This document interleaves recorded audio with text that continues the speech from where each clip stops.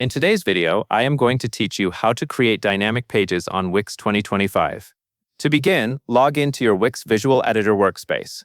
Once you are inside the editor, look over to the left-hand vertical toolbar.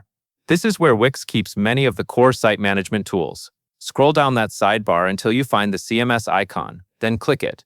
After that, choose Collections. This is the area where you create and manage the structured content that powers dynamic pages.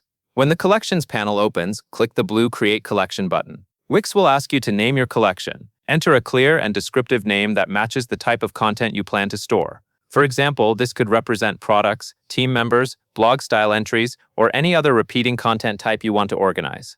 Choosing a good collection name now will make your site easier to manage later. Once you have entered the name, click Create. Next, you will set up the fields for your collection. Fields are the individual pieces of information each item in the collection will contain. Click the plus Add Field option.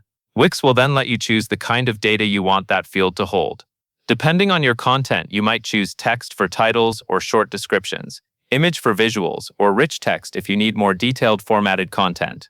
After selecting the field type, enter a clear field name so you can easily recognize it later while connecting your page elements. Then click Save. Repeat this process as needed until your collection includes all the essential information you want each record to have. Keeping your field names specific and organized will help a lot when you start building and connecting your dynamic content. Once your fields are ready, move into the table itself and start filling in the rows. Each row represents one item or record in your collection. Click into the empty cells and enter the content for each field. Add your text where needed and link the appropriate image assets for visual fields. Continue populating multiple rows so you have a solid base of content inside the collection.